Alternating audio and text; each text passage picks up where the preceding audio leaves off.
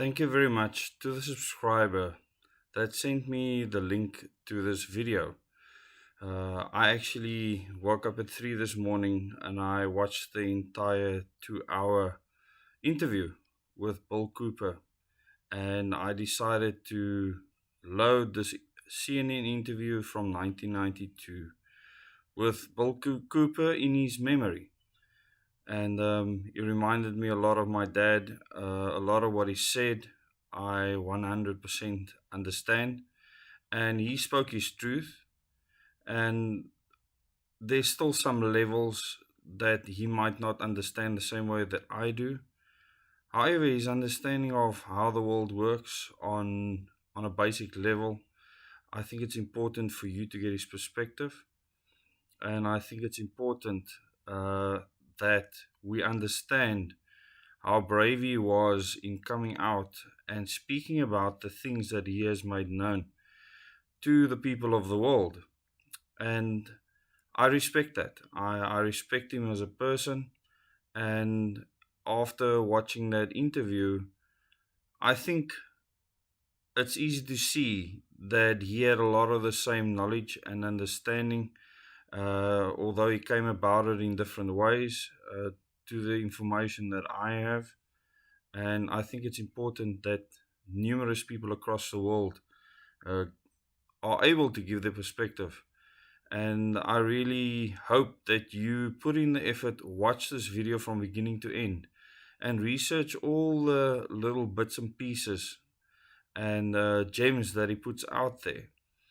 And even although the Bilderberg Group does not run the world, he might not have had the depth of understanding at that time, and that is fine. His level of understanding is sufficient for you to understand what you need to do with regards to your future, and I want to applaud him for speaking his truth and his understanding. And it's really awesome that there are people out there willing to do that. Here's to Bill Cooper. Enjoy the interview. Over time and time again on these things as you're trying to get the word out that you're a pretty aware person, as far as that, but you just go, well, I'm trying to get the word out, maybe I'll get screwed, maybe I won't, but I'm just going to go for it anyway. Is that your attitude, or what? Well, it's been my attitude. Now my attitude is I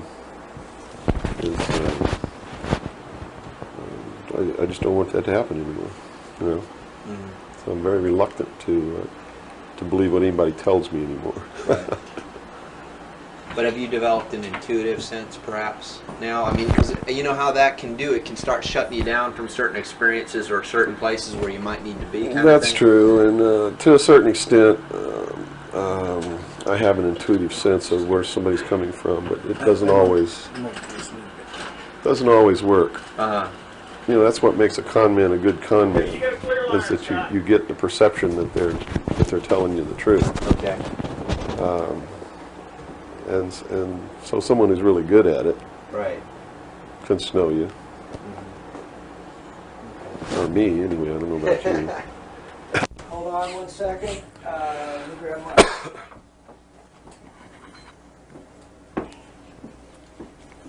Yeah, you want to wipe your face or anything? Yeah, fine. You got it? Okay. You all right, Robert? Mm-hmm.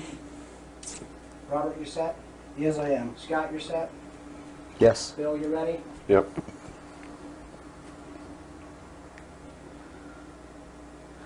Bill, well, thanks for agreeing to the interview. First of all, a little bit about your background. You had extensive military service for many years prior to 1970, where a certain aspect of that military service kicked upstairs, so you were able to see certain things that you were not able to see beforehand. Would you tell us a little bit about that? It actually started much longer in my past than that. I was reared in a military family. My father's an Air Force colonel. He's retired now. He was a command pilot. And as a child, I remember sitting around I remember the pilots at our house sitting around the kitchen table talking about their exploits in the cockpit and what they had seen in the skies. And some of that talk involved UFOs and what some of them called Foo Fighters. And I traveled all over the world, lived on military bases for most of my life. I was really an indoctrinated individual, you might say. I was as establishment as you could get, as gung-ho, pro-government, pro-America, pro-military. And that's why I went into the military, because that had been so much of my life. I went into the Air Force. I was in the Strategic Air Command for 4 years as an aircraft and missile hydraulic technician, which is, I worked on the pneumatic and hydraulic systems of B-52 bombers, KC-135 aircraft, and Minuteman missiles. I had a secret security clearance. That's where I saw my first atomic bomb. I mean, we worked around in these planes, especially the ones on the alert pad, were always loaded, ready to go drop these bombs at a moment's notice.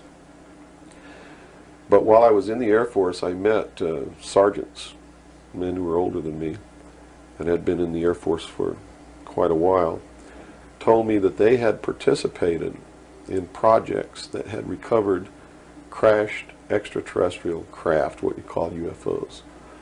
And they never told these stories unless they had quite a bit to drink. So I never really believed it. I thought, well, these guys are running a scam on me, you know, even though I'd heard about these things when I was a kid. I just still didn't believe in them. They're just so far out in left field, it's not something that you really give any serious thought to until something personal happens, which came later. While I left the Air Force, I went into the Navy, which is really where I wanted to be in the first place. I'd always had this tremendous feeling and connection with the ocean. I was an excellent swimmer, but I had a problem as a child. I had chronic motion sickness. If I got in a car and we went on a long trip, I got deathly ill, and same with boats or anything. I couldn't ride on the things at the carnival that went around and round because it just made me tremendously ill. But I decided after I had gone through the Air Force experience that sick or not, you know, I was going to go in the Navy because that's really what I had wanted to do. So I did. Volunteered for submarine duty and was assigned to the USS Tyru, SS-416, which was a diesel-electric boat, World War II type, that had been reconfigured. When I went on board the boat, it was in the dry dock at Pearl Harbor Naval Shipyard and had literally been cut in half. They put in a 12-foot sonar section and then 3 domes on the deck for triangulating targets using sonar. And this was really one of the most up-to-date electronically submarines that we had. Wasn't a nuclear submarine, but as far as the ability to approach, get close to a target and destroy it, it had a better capacity to do that than any other boat that we had.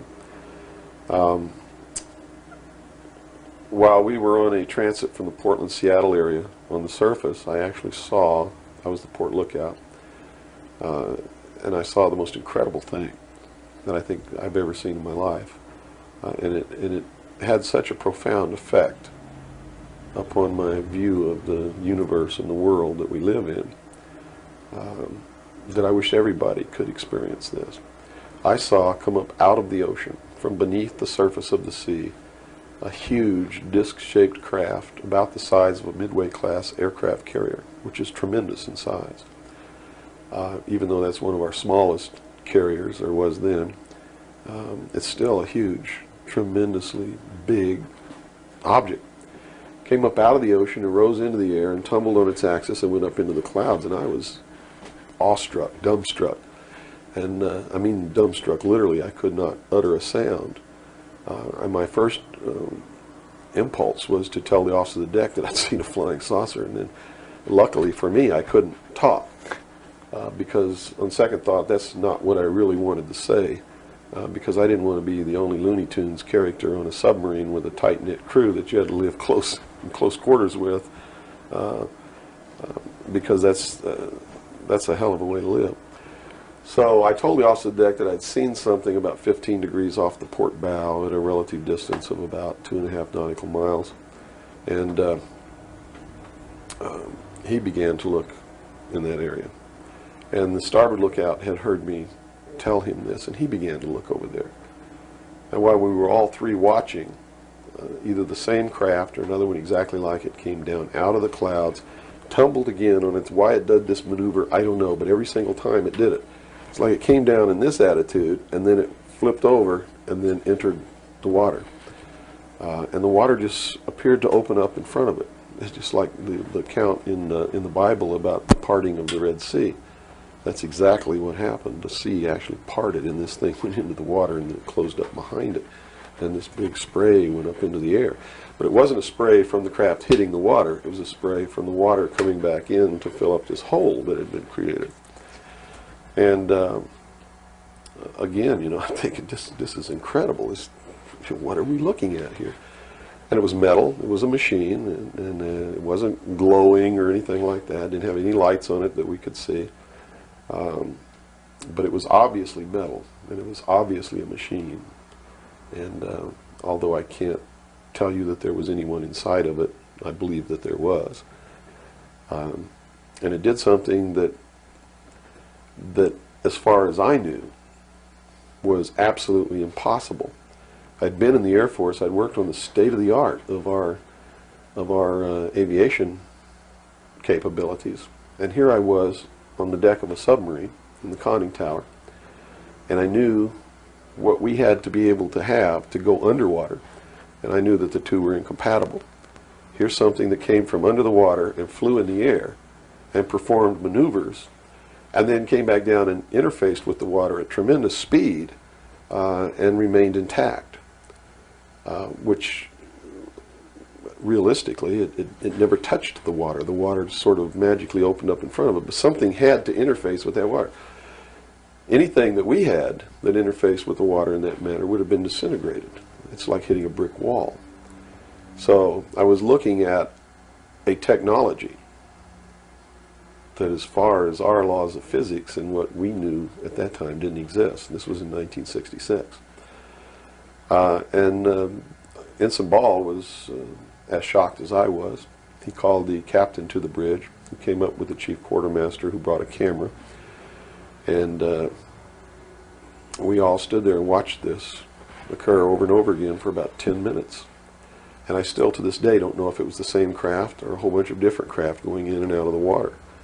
But it seemed like that there was a hell of a lot of traffic on that freeway right there. And we were watching it as we went by. We never changed course. We never lowered or increased our speed.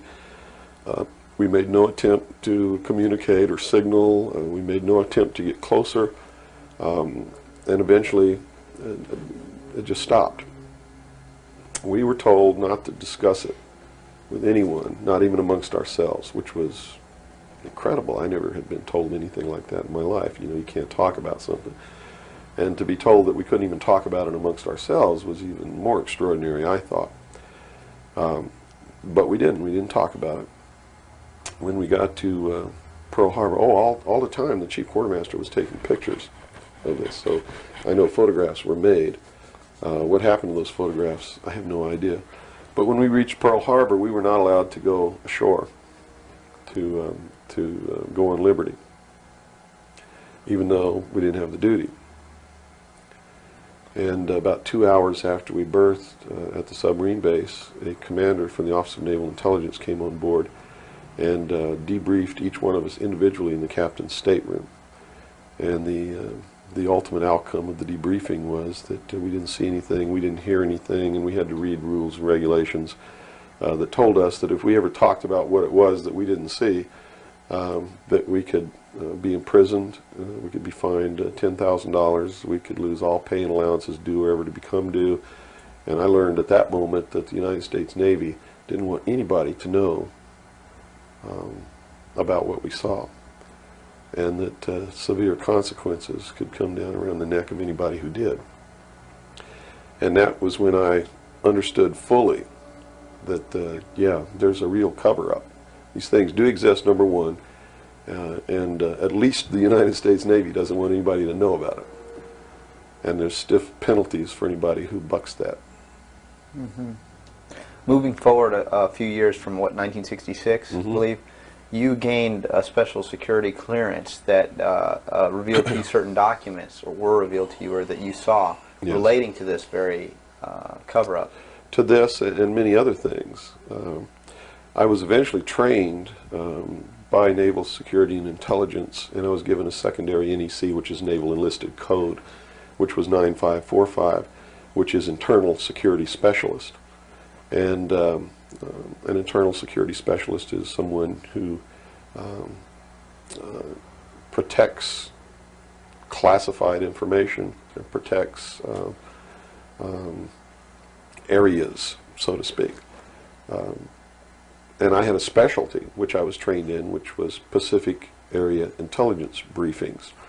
And I was eventually assigned to the Commander-in-Chief of the United States Pacific Fleet, who was Admiral Bernard Clary at that time, and served as a member of his intelligence briefing team. And basically all that means, we really had a wonderful job. You come in about 4 o'clock in the morning and you go through all the message traffic and everything. And what you do is what we did was we prepared an updated briefing on everything that was happening in his half of the world, which he commanded the naval forces and marine forces, as a matter of fact. And put all this together in a briefing where we would update him on ongoing operations, brief him about operations that were scheduled to begin, political situations, deployment of Soviet forces, naval forces, everything. And after the briefing was finished, between 8 and 10 o'clock in the morning, then we were done. We were finished. It was what you call fat cat duty or gedunk duty in the Navy. It's got all different kinds of names. It's just really a wonderful job. Now, to be able to function in this job, I had to have a security clearance, which gave me access to the information that I had the need to know to help prepare these briefings. And when I first was assigned to the command, I was attached to the OPSTAT office under Lieutenant Commander Mercado, which was operational status reporting, and while I waited for my security clearance. And it took 6 months to get it. What I eventually ended up with was a top secret Q clearance with an SCI attachment, which means sensitive compartmentalized information, and there were no blocks. In other words, there was nothing confining me to only certain compartmentalized information. I had access to whatever the Admiral and his staff had access to because we had to prepare briefings and brief these people on all of these things. And I'm sure that at first I was tested and wasn't shown a whole lot, but eventually when they began to have confidence in me, I began to see things coming across my desk that were just absolutely incredible. And a lot of it is really hard to talk about because it's so far outside the normal concept of reality for the average American that they're going to find a hard time believing any of it. Mm-hmm. But I saw documents that were labeled under the classification top secret, and the compartmentalized the compartment that was put into was called MAJIC, M-A-J-I-C. Mm-hmm. Which told me that UFOs are real, which I already knew. I'd seen one. Right. But this went farther than that. It told me that they were extraterrestrial in origin, that there were 4 different extraterrestrial species or races visiting this Earth, and that they had actually entered into an agreement with the United States government with one of these species of alien beings to exchange technology, and it told me all the projects that was underneath this. Project Red Light was actually the testing of extraterrestrial craft. Project Plato was a diplomatic project. Pounce was the recovery of technology. Pluto was the application of that technology to our own secret space program, not the public space program. There are 2 different space programs. One is what the public gets to see, mm-hmm. Which is overseen by NASA, and the other one is a secret space program that nobody gets to see, which is really overseen by the Navy Department under specialized compartmentalized black projects, and what these people are doing in secret is just absolutely incredible. I also saw documents under an operation called Operation Majority, which outlined the plans to bring together a one world government. It also included extraterrestrial information within that. Project Grudge, which was the second project. First was Sign and then Project Grudge, which contained all of the extraterrestrial information up to a certain point. I forget the year cutoff. And then it was contained after that in another project called Project Aquarius, which was the accumulation of the whole history of alien interaction on planet Earth. But I have to say at this point that I don't know if those documents were really telling the truth or not.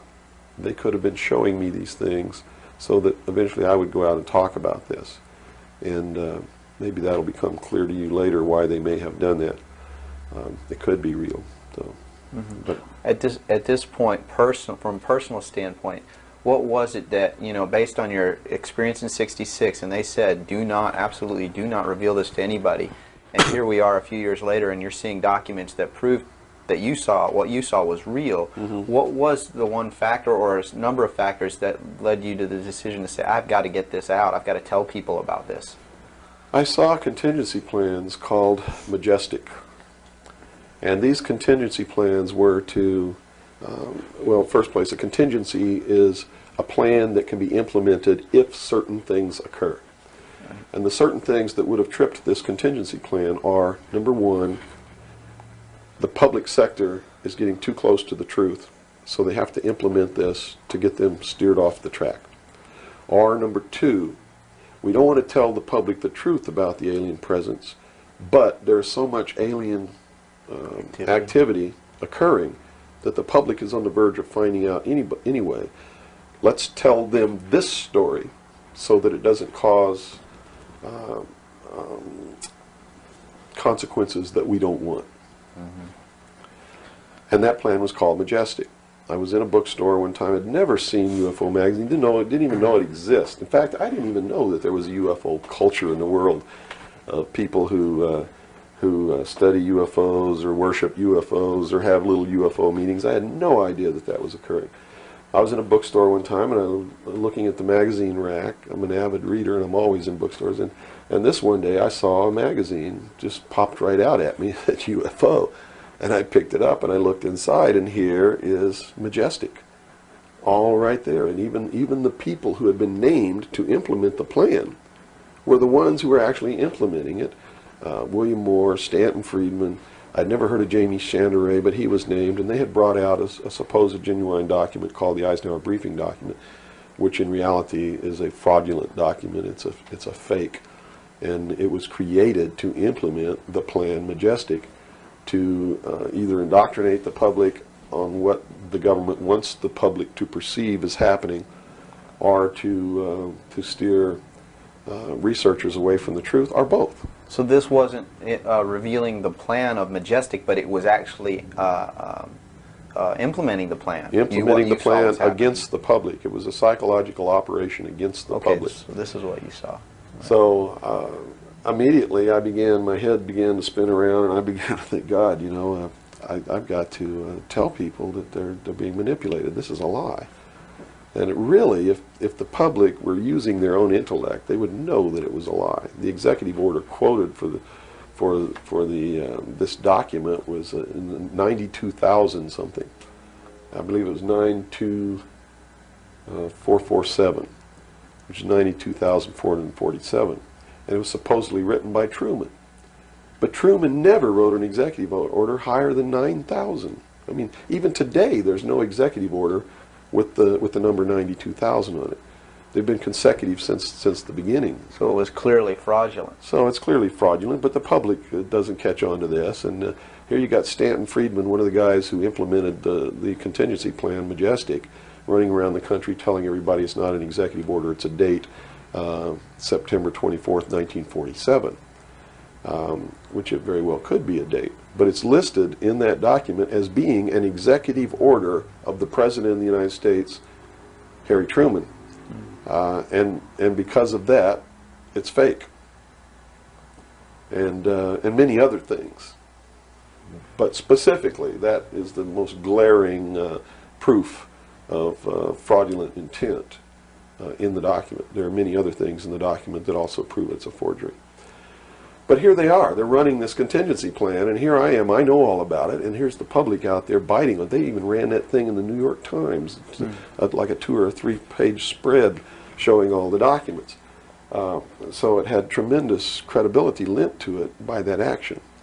And so I decided that I had to tell the public and get people on the right track, which is, the right track is don't believe anybody. Okay. Don't believe me. Don't believe George Bush. Don't believe anyone.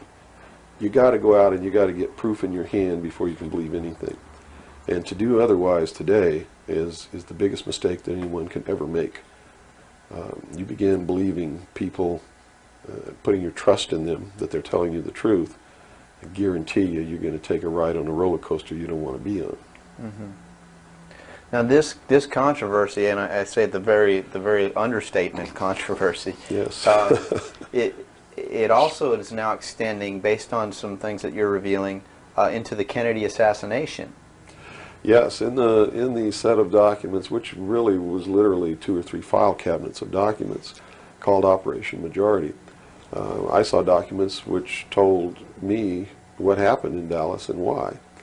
And basically what these documents said was that the intelligence community felt that John F. Kennedy was a threat to the national security, which translated into reality means was a threat to the New World Order, the one world government which they were actively in the process of forming. Was there anything on record that indicated that he was out to, well, things that he did would threaten that New World Order? Oh, absolutely. He had written an executive order. I don't remember the exact number now, but it's available to anybody that wants to go look it up.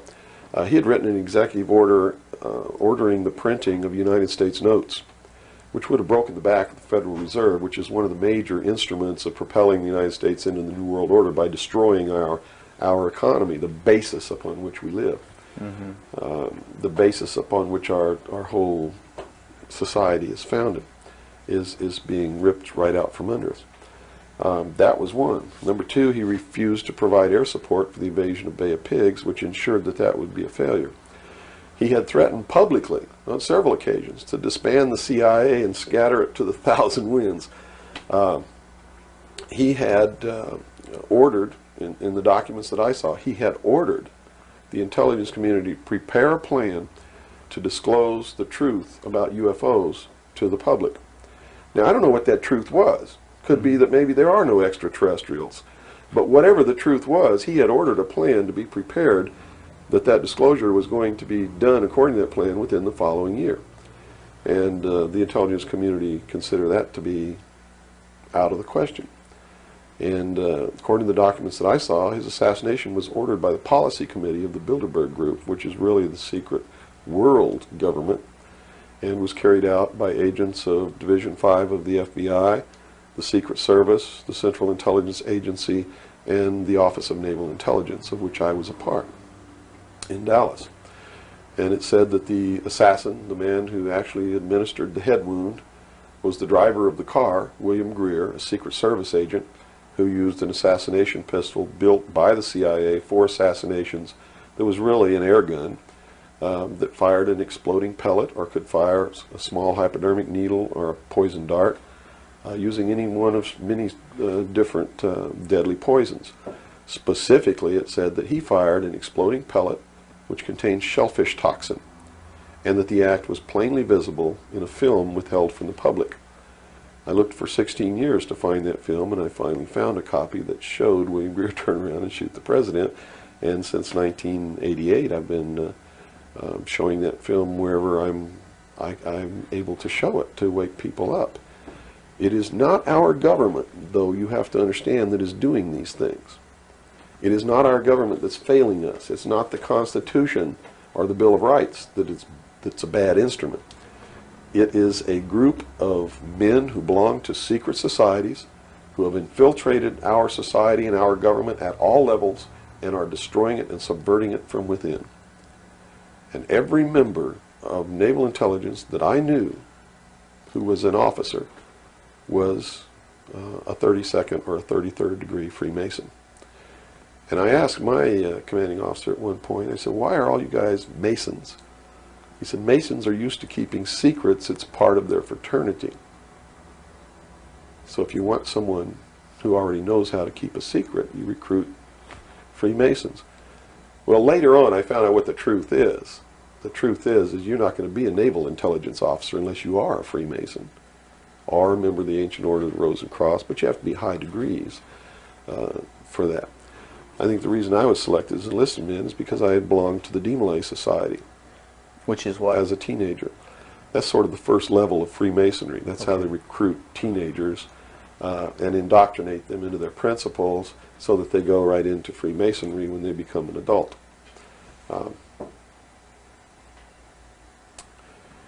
So basically that's the story. Yeah. Okay.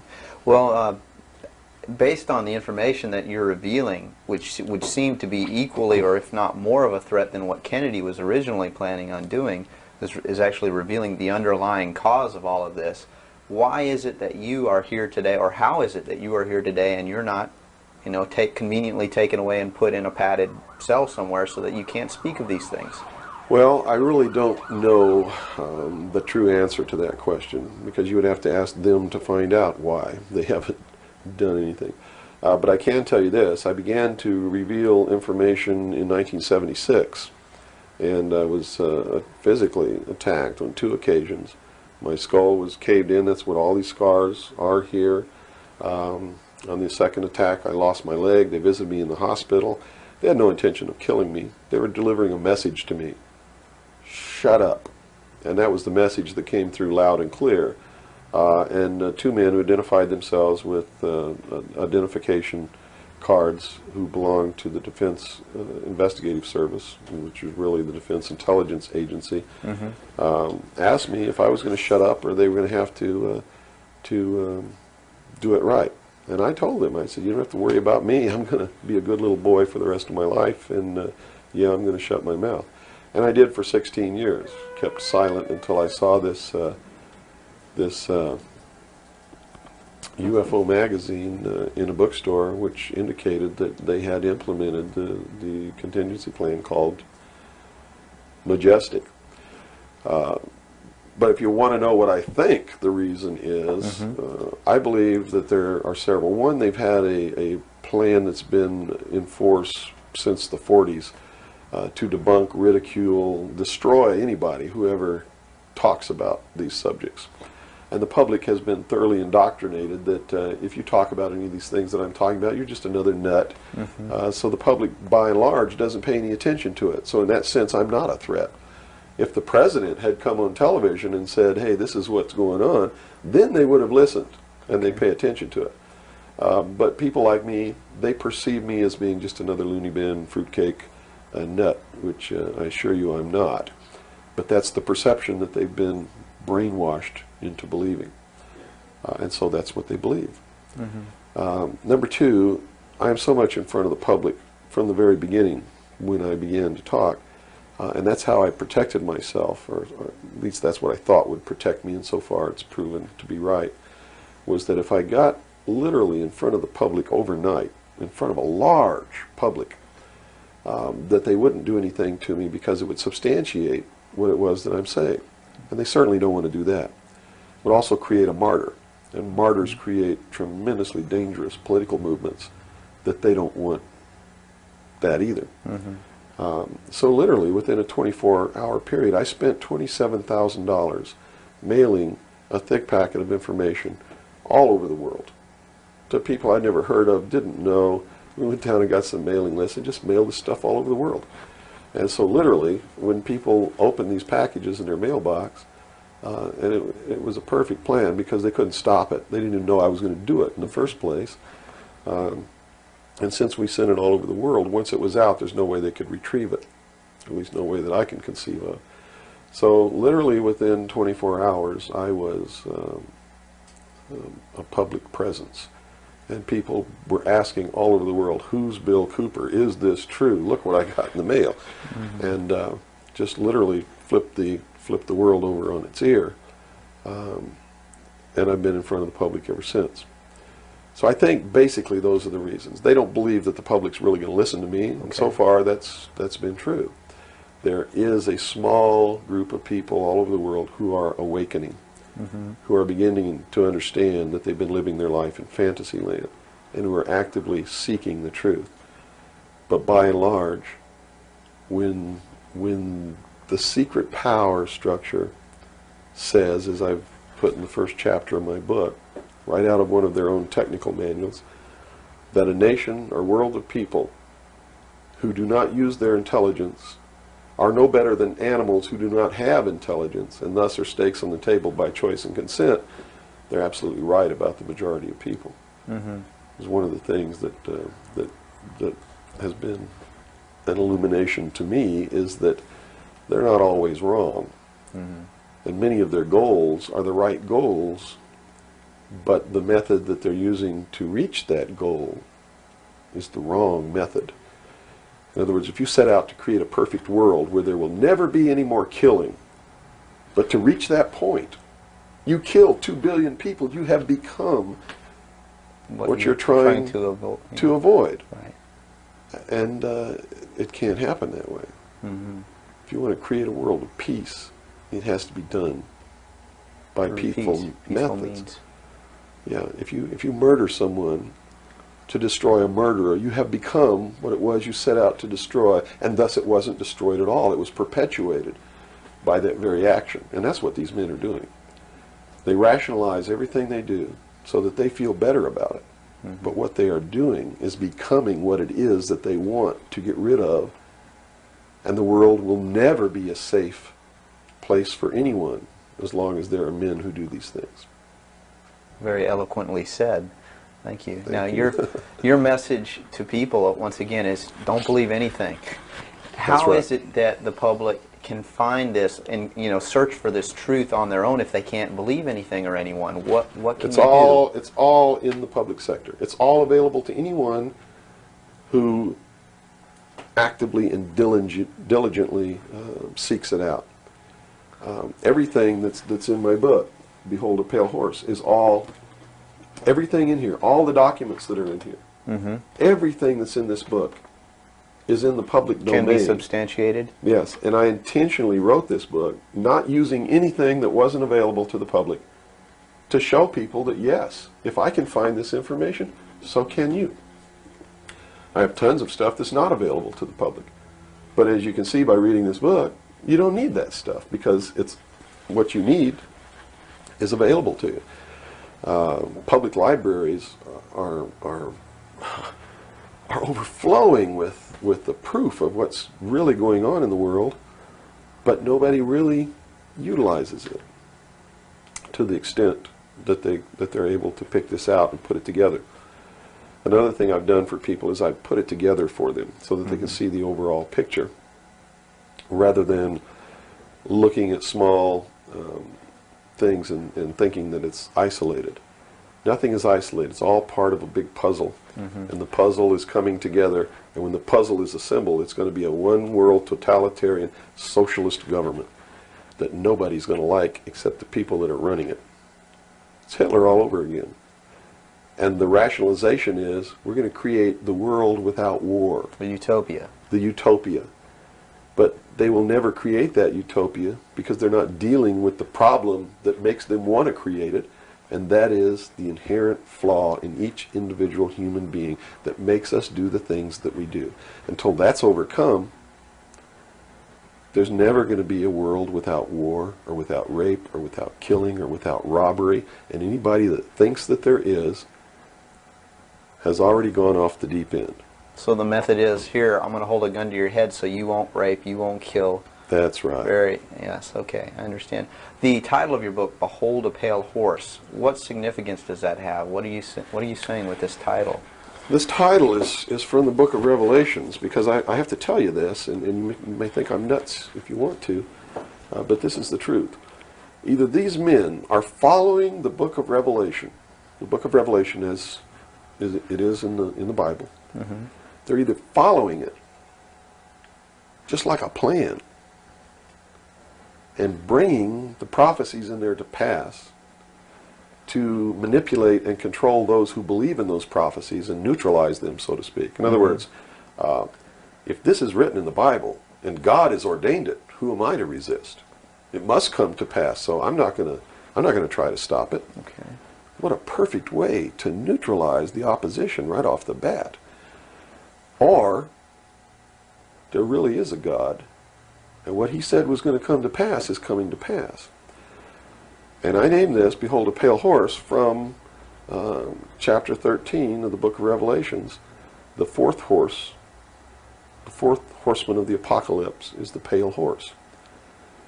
And I looked, and behold a pale horse, and his name that sat upon him was Death.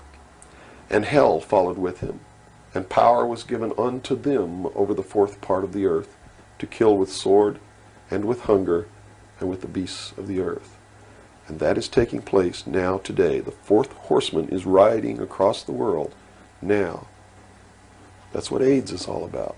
That's what all these little brush fire wars all over the world are all about. That's what's happening. That's why cancer cures are suppressed, is because they fully intend to kill a minimum of 2 billion people by the year 2000. AIDS is an invention of man. It is not a natural disease, and it has been implemented and placed into the population as a population control. And when they did it, they had the cure before they did it. Mm-hmm. And when they deem that enough people have died or been killed, they will say, we have a cure for AIDS. And everybody will be called to report to some place to get an inoculation, which is going to do two things. One, it's going to stop AIDS in its tracks. And number two, it's going to implant a device which will be able to be used to track each individual person and maybe even to control those people. And that's what the pet implant program is all about. It's not about finding lost pets. They don't give a damn about pets, and they would never put a satellite in orbit to find a lost pet, but yet there's a satellite up there that they're using to find pets that have been implanted with these devices. They're testing this program on pets that's going to be used in human beings. And in the Los Angeles Times in 1989, they ran an article. It was 10 forecasts for the coming decade, was the title of the article. I have a copy of it in my research center. And number 5, I believe it was number 5, in those 10 forecasts for the coming decade was chemical or electronic implants to control individual behavior on a 24-hour basis, unquote. So it's not hidden at all. It's there for anybody who wants to look. But nobody's looking. Nobody's looking. They believe, and I believe that they're right, that the biggest danger to mankind right now is man himself, population. A study in 1957 told them that by 1990 the world population would double. In 33 years. Can you imagine that? The world population of human beings doubled in 33 years. Mm-hmm. And they knew that it's an exponential doubling. Throughout history, every time it's doubled, the interval has gotten shorter. So that was 33 years. The next doubling will take place in approximately 28 years. The next one after that, approximately 24 years. Can you imagine if the world population doubles again in 28 years from 1990? In other words, in the year 2018, the world population doubles. And we're having problems with food supplies and timber and clean water and clean air now. And then after that, it doubles again in another 24 years. That's why they created AIDS. Because they didn't want to have to go around the world and say, you, and you up against the wall, you've got to die today. And shoot them. They did it in a manner to where they could target what they consider to be undesirable populations. And I want it very clear that I don't agree with them on this. They specifically targeted blacks, Hispanics, and homosexuals for complete eradication. And AIDS is really going through those populations, and it's really doing a number on blacks, Hispanics, and homosexuals. That theory has made news. I've heard that before, and, well, and this it's been isn't a debunked theory. very clear by the public, saying, "Oh, that's ridiculous." But you're saying that that may indeed be the case. It's not ridiculous. I actually saw this in documents, and the project name was Project Naomi. MK Naomi was the name of it. It was a CIA project, the AIDS, whatever causes AIDS, whatever that turns out to be, according to those documents, was developed at Fort Detrick, Maryland, under a CIA project called MK Naomi. It was financed by $10 million for the Department of the Army's biological warfare programs. It was carried out, supervised by the CIA, carried out by scientists who worked for the Special Operations Division of the Department of Defense. And it's doing its job. And would you assume if AIDS doesn't work, there's a contingency plan for that even? Well, I think that they have other things out there working concurrently.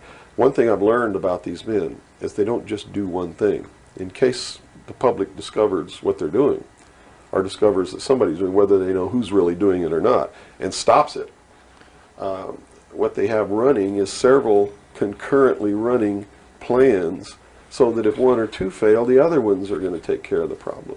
It sounds pretty hopeless. I mean, based on that scenario, is there anything, any uprising or what? Yeah, there is, but it requires that people wake up. It requires that they really learn the truth instead of live their life in fantasy land. You see, because nothing can exist without the consent of the people. Unless they buy it, it's not going to happen. And all of these plans lead to the public's ultimate acceptance of what they're going to do. In fact, they're designed to make the public ask for it. For instance, the burning of the rainforest in Brazil. I know people who are just up in arms. Stop this. We've got to stop the burning of the rainforest, which is exactly what the burning of the rainforest is designed to do. Because Brazil is a sovereign nation, right? How can you tell a sovereign nation to stop burning its own forest? You can't. What they're asking for is control over a sovereign nation by a world governing body who can then send troops, a police force, to make Brazil stop burning the rainforest, and that's why they started the burning of the rainforest in the first place. You see, they went down there and they built a road across the Amazon jungle that went nowhere. There was no reason for this road to be built. There was no place to go. It doesn't go from here to a city on the other side. It just goes across the jungle and ends. And they built this road on purpose because they knew that most of the people in Brazil are so dirt poor that they would see this road as the answer to their prayers. Free land, free timber, a way to support their family, a way to become wealthy, or at least more wealthy than they were, which was no wealthy. Mm-hmm. And that's exactly what happened. Millions of people headed out down this road and staked out some land and burned the forest and tried to grow crops. And they found that rainforest is no good for growing crops. It'll grow one crop, and then you got to go burn more trees and plant another crop because the soil is poor.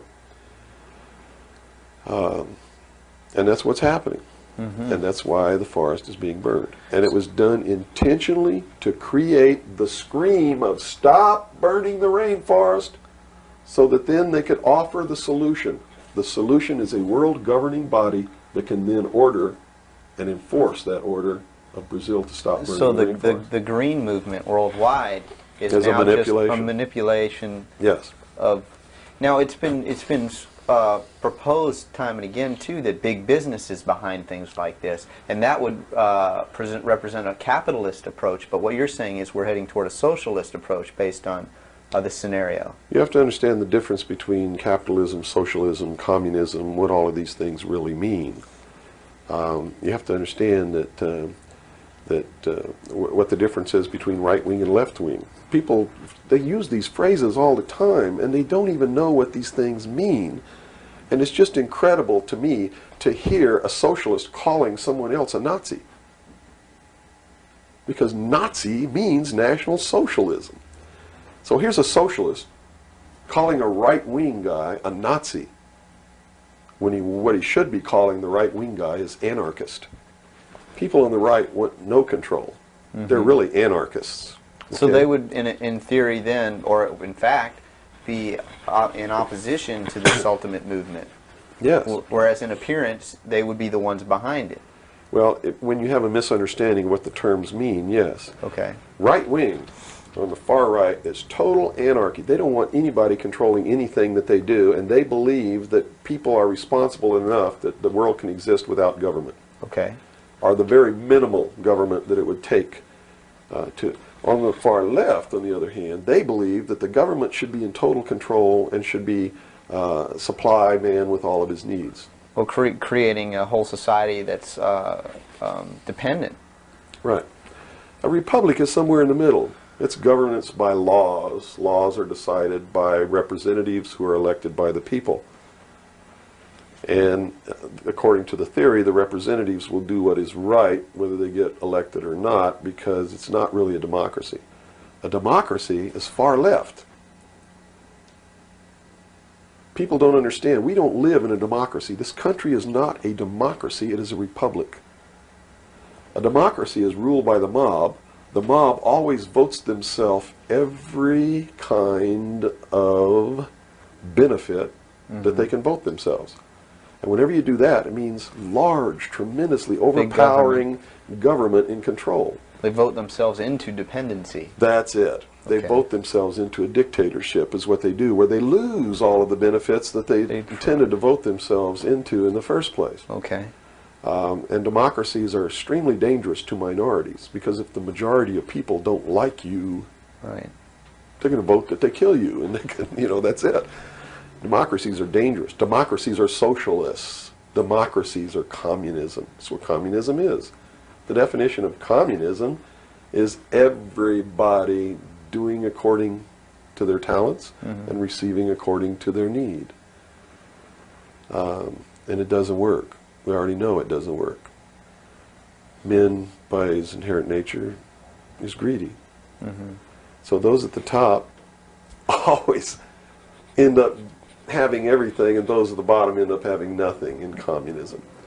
Socialism is different. Socialism usually ends up in a dictatorship, in a very controlling dictatorial government which even owns the people that it governs, so that those who live in fear of not having are provided for what they need, and in turn they worship this oppressive government.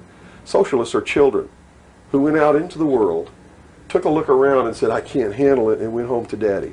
Okay. Daddy, protect me. Daddy, feed me. Daddy, loan me your car. Daddy, tuck me in at night. Socialists are scared little children who are irresponsible, can't stand on their own 2 feet, and need Daddy to take care of them. Okay. Okay? And now we got the... But what happens when you go home to Daddy and Daddy does all these things for you? Tell me. Well, you never leave the home. You've got no reason to. In other words, if you're being provided for in that way. You're being provided for, but what does it mean? Doesn't it mean that you have to do what Daddy tells you to do? True. Doesn't You're mean you under have to his be in rules. when Daddy tells you to be in. Doesn't it mean that you can't drive the car to the next town if Daddy tells you you can't. Doesn't it mean that if Daddy tells you to take out the trash, you better take out the trash? Are you beginning to understand the concept? When you ask for favors from Daddy, you have to give up freedom in return. Right. Okay. So socialism always leads to repression of liberty, freedom, equality. All of those things fly out the window, so that you can have free health care, so that you can have a place to live but you don't have to pay the rent, so that you can have food given to you by the state. And that's where we're headed. Right in this country right now, we're almost totally socialist, and now people are screaming for a national health care policy, Right. health care insurance. Now, the other aspect, once again, I'd like to go into is the anarchy, or the right wing, which we just into that similar... Anarchists believe that they can be responsible, that they won't hurt other people, Okay. that your freedom never ends until it begins to infringe upon someone else's freedom, and that no one should have any control over that there should be no speed limits on the highways. The problem is that, again, just like on the socialist side, you have people over here that are human, and human condition means that ultimately somebody's not going to be responsible, that they're going to drive too fast when they've had too much to drink, and they're going to kill innocent people. The answer is a balance. You know, the law of the universe says this. It's a law of physics, really, and everybody can understand it. For every action, there is an equal but opposite reaction. There can be no good unless there is evil. There can be no man without a woman. You understand the concept? Based on that, the theory of a utopia here on Earth is corrupt right away. Absolutely. It goes against the laws of physics. It goes against the law of the universe that there must be two opposing forces all the time in every instance, because that's what makes the universe work. That's what makes everything work. What we need to do is stop trying to go way over here and establish some utopia of freedoms, or way over here to establish some repression of freedom so that we make sure that we got something on the table to eat. And strike a balance between the two that works. And stop withholding information. What makes it difficult for anyone to succeed or live, or for us to really come together and have peace in this world, are all of these people who think that they are the guardians of the secrets of the ages, and have only them have truly mature minds, so only them are worthy of knowing the secrets and the real science and the real metaphysics and all of these things. So they repress it and they keep it secret, so the rest of us live out our lives and we don't know the truth of what life is really all about. Therefore, we're always stumbling over each other and getting in each other's way and doing the things that we profess that we don't want to do, simply because we don't have access to the truth. If we had access to the truth, now I got to tell you this, back when these men first began establishing these societies, these mystery schools, and suppressing information, the common man was uneducated, did not have an intellect capable of understanding these secrets. They were really beasts of burden for the most part, and they lived their whole life in toil. Right. But things are not that way now. Most people have a good education. They have a good mind. They're capable of understanding if they're taught, and if they're taught correctly. And I think it's time to teach people what the truth is, and quit hiding it, so that we can come together as one humanity and make a balance and live together in a balance. You know, evil's never going to disappear, neither is good. But we can maintain a balance and life can be good. Instead of swinging back in this tremendous battle between these two opposing, radical, extreme ends of the scale. That's got to stop. I've never understood why somebody would join together in this band of people and call himself a Democrat and not vote for anybody else if they're not a Democrat. That concept is beyond my understanding. And Republicans and Libertarians and Populists and Communists and Socialists and this and that, and blacks and whites and Indians, and there are so many sects and groups and segments, and we're so fragmented that getting together is going to really be difficult. But we've got to do it. Because if we don't wake up and do it ourselves, these men who meet in secret and plot the manipulations are going to do it whether we want it or not, and they're going to do it at the point of a gun. And they're going to take away everybody's freedom because they don't consider us responsible. Capable of having that freedom. Are capable, or even of using our intellect. So they'll put us in shackles and control us and force us to be peaceful. That's what the plan is, and that's what the New World Order is all about. Well, we've run from UFOs right to this. And at first, a person might watch this and say, wow, this is really strange.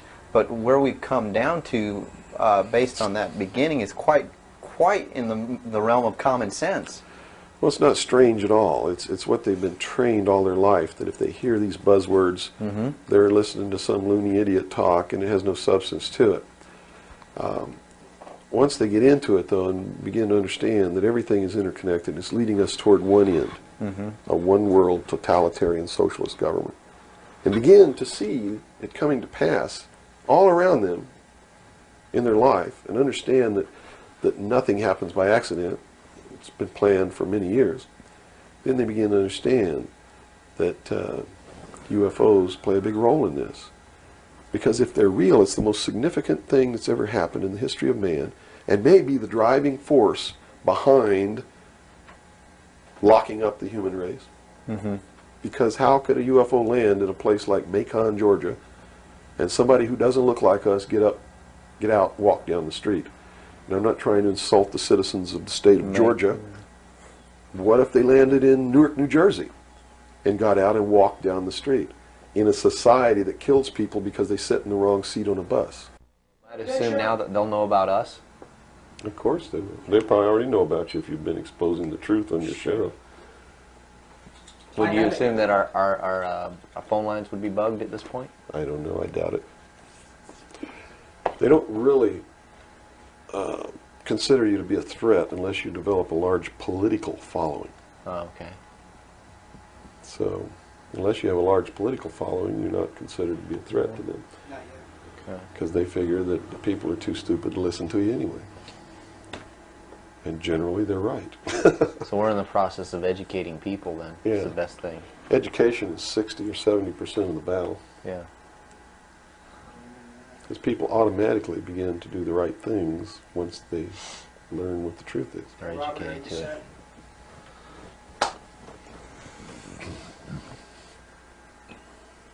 Yeah. Hold on. Okay, I got it. Ready? Ready. Okay, go ahead. Let's go back into the Kennedy situation here. Now, the Warren Commission was highly publicized. All the things that went on there. I was shown a videotape just yesterday of was it a Zapruder film? It is the Zapruder film. Okay, and it clearly showed to me that a number of things. One in which that the film was obviously tampered with. Absolutely. but not tampered with to the point where I couldn't tell that the driver of the limousine was pulling a gun, or what appeared to look like a gun, around his shoulder and shooting President Kennedy in the head. That caused his head to snap back. Did the Warren Commission see this? It seems so. The Warren Commission never looked at the Zapruder film, ever. So they never saw it. Now, I don't know who testified during the Warren Commission about the Zapruder film, if anybody did.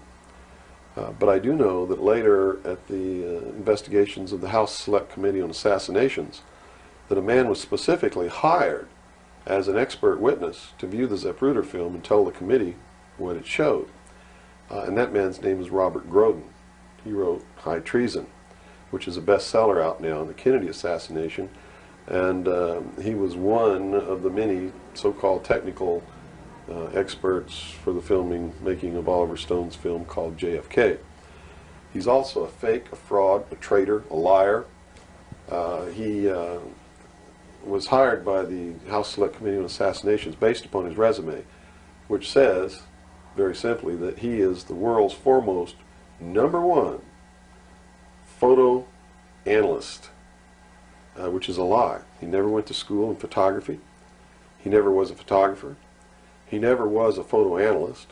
And I got to tell you right now that the world's #1 foremost photo analysts are all come out of the military intelligence community, who are trained to interpret high altitude photography and learn what really is there.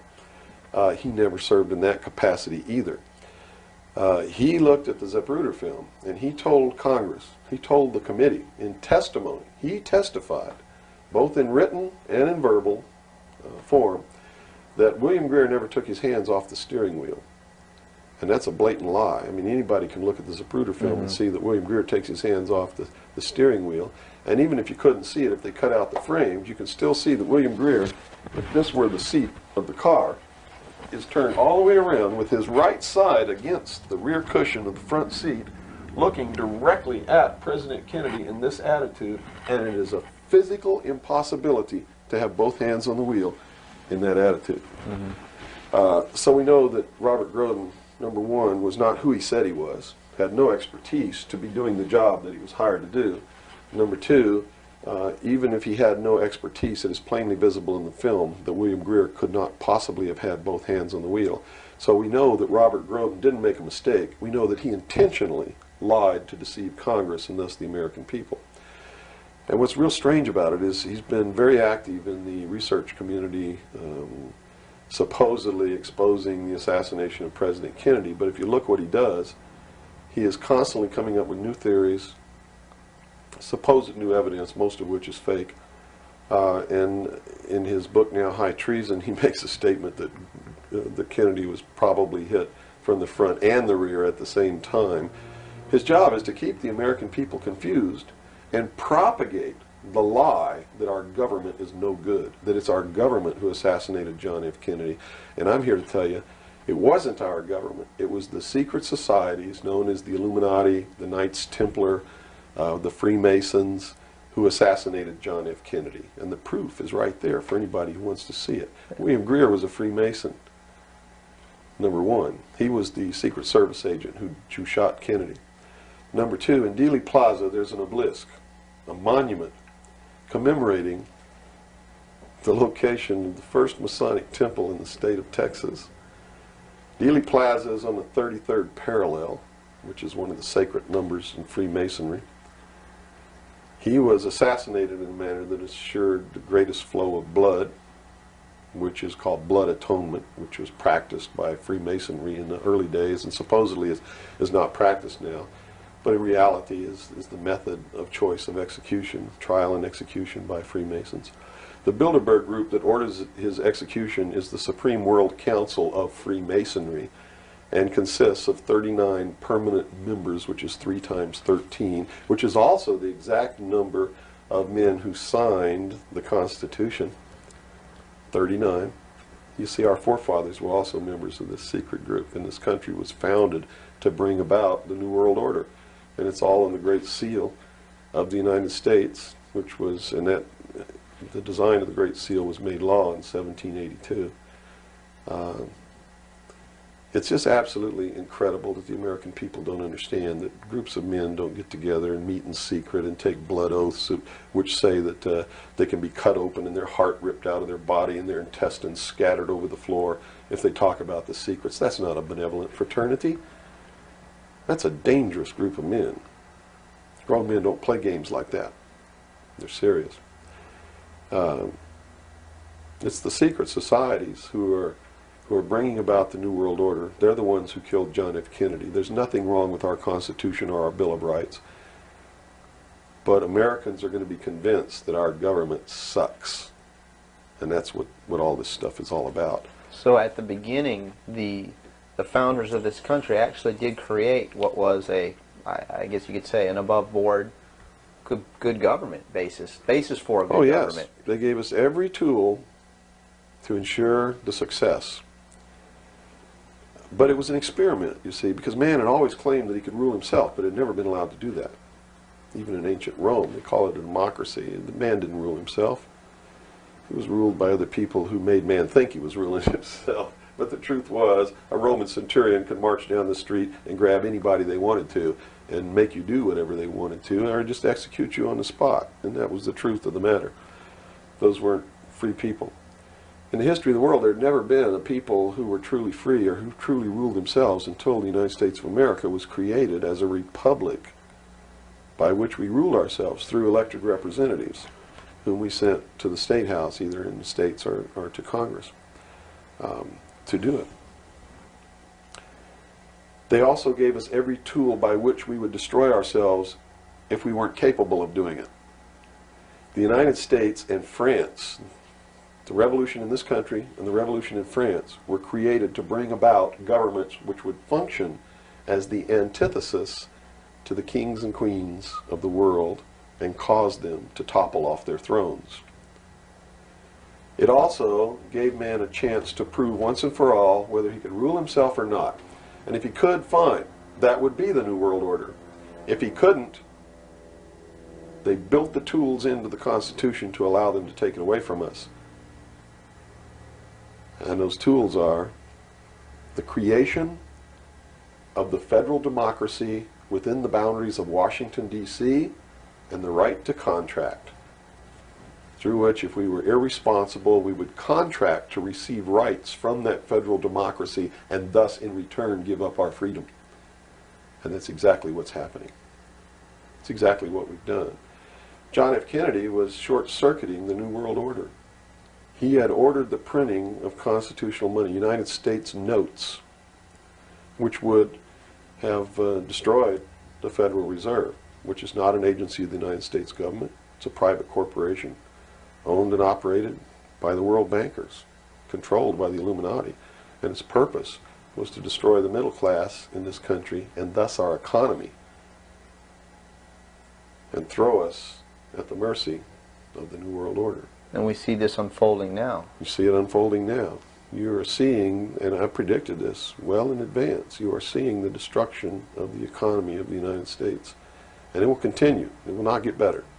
It's downhill from here on out. Unless we nationalize the Federal Reserve, lock up the criminals who own it, cancel the debt, which will then bankrupt the Illuminati, which is exactly what we ought to do, print constitutional money, which cannot be usurped, which cannot lead to our destruction, and go back to what we're supposed to do, and quit contracting for benefits. We're escaping from the laws of nature, and there's a terrible consequence for that. Mm-hmm. Terrible consequence. We have to function within the laws of nature. You can't contract for somebody else to keep you alive. You have to be responsible within your life to keep yourself alive. Mm-hmm. And if you can't do it, then you have to die. That's the law of nature. You see. Kennedy also did a lot of other things. I mean, he was a believer in the Bible. These men who are bringing about the New World Order don't believe in the God of the Bible. They believe in the God of light, Lucifer, the angel of light, who was flung down to the earth and became the Lord of the world. That's their God. That's why everything they do goes against what people know to be the right thing to do. They believe that man was held prisoner by a vindictive, cruel God named Jehovah in the Garden of Eden. And that Lucifer, through his agent Satan, set man free from the bonds of ignorance to which he was chained to the Garden of Eden, and thus brought the gift of intellect, wisdom, to man, and thus is the true benevolent God. And man, with his intellect and his wisdom and his knowledge, will create technology which will elevate man to the position of God. And all this is allegorical. Don't take the story literally, you see, because it's all allegorical. They believe that intellect, reason, is the light, is the true God, is what makes man God. And I'm not going to debate the right or wrongness of that, because who the hell knows.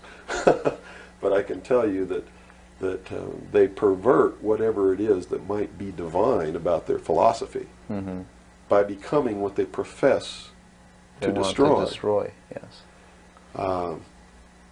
And so in their zeal to bring about the New World Order, they destroyed the political will of the nation when they assassinated John F. Kennedy, which has furthered their goals, because it made a lot of people feel so helpless Right. that, God, if they can kill the president, who am I?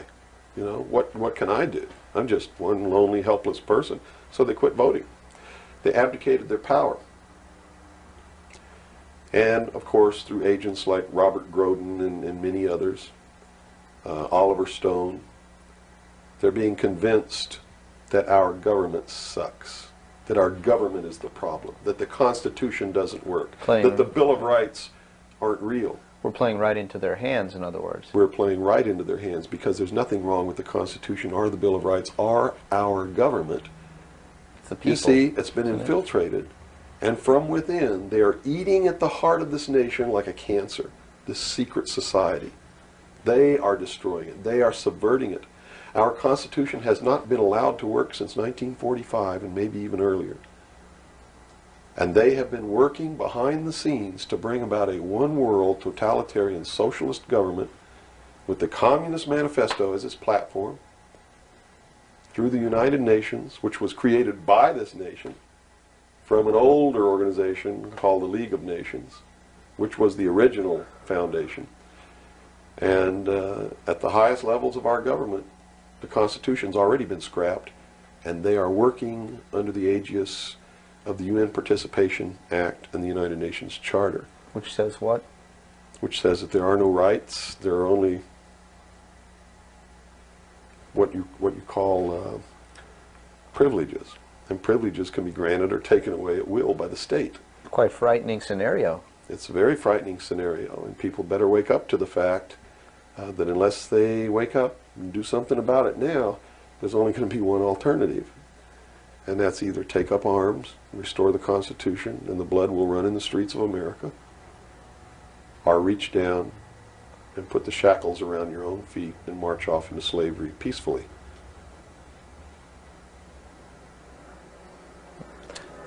Not going to be easy the coming years. Wow.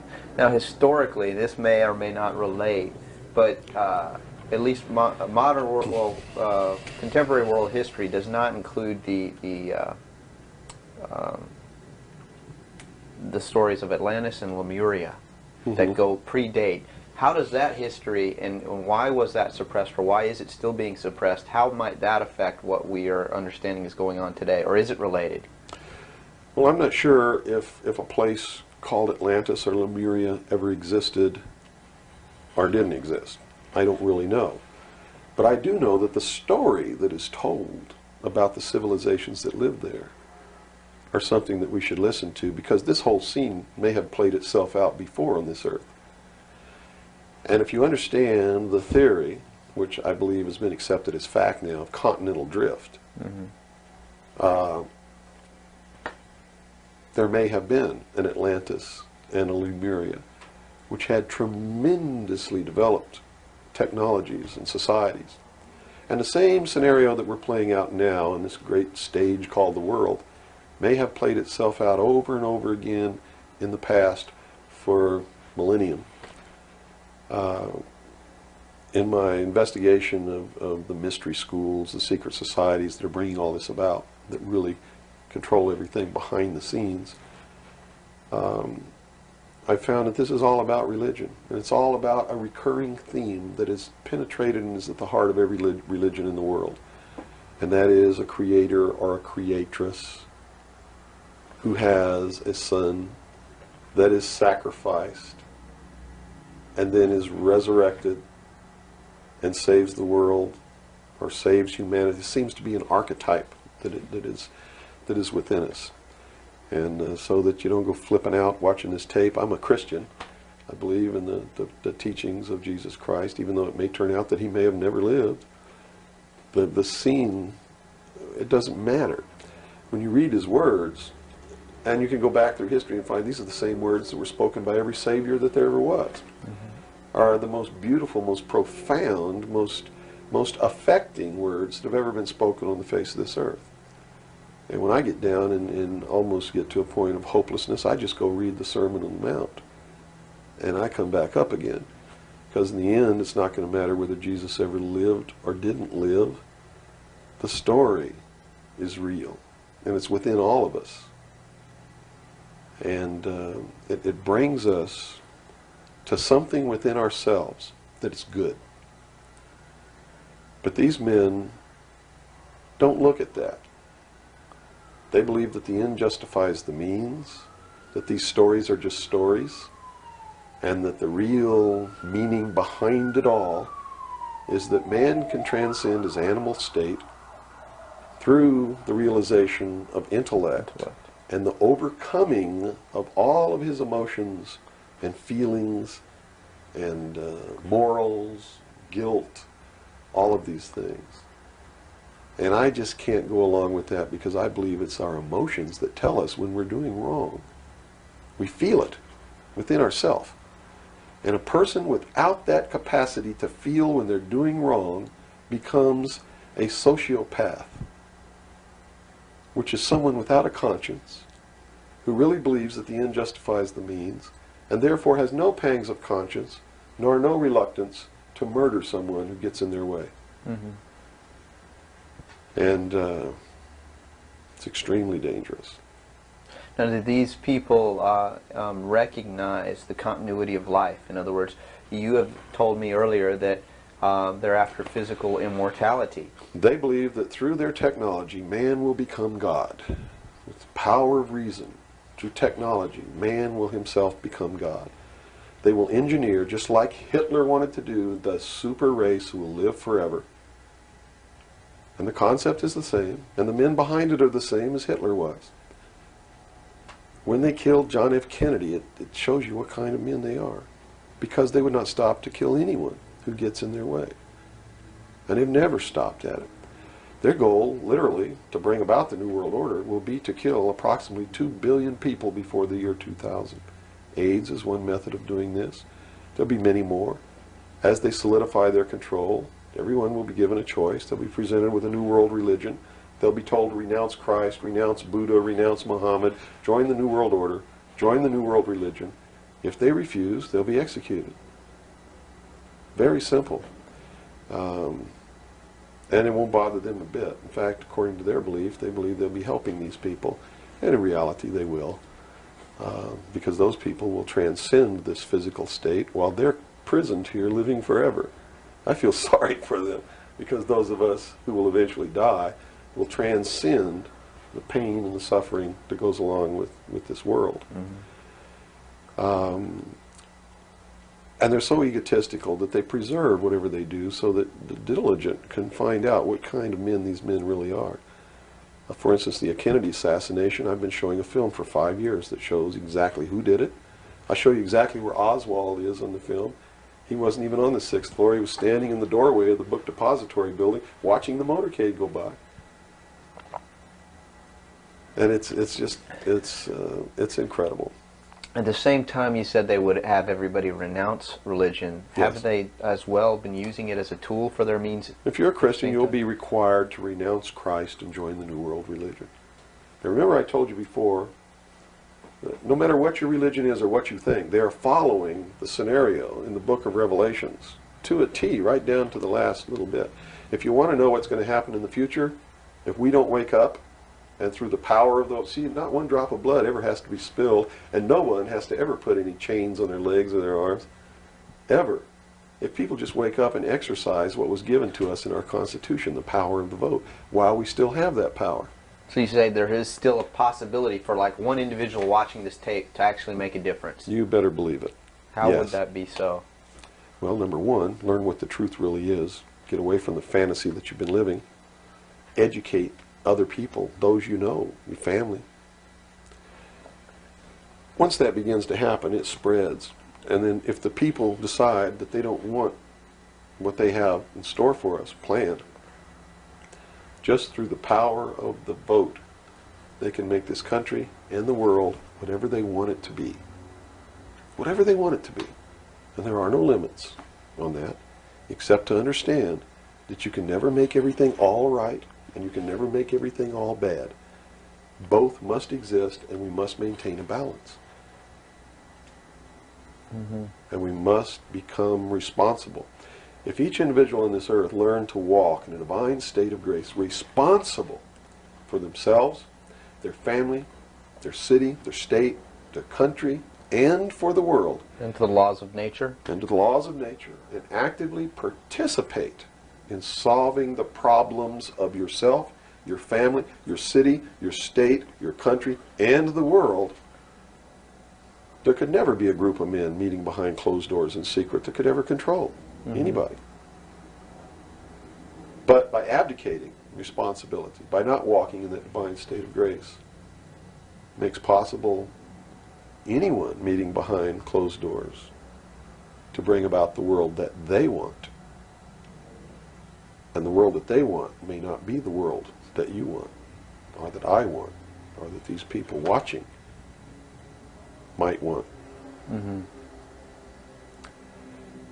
If you don't participate, you can't complain. If you don't help cook the meal, you got no right to bitch about it.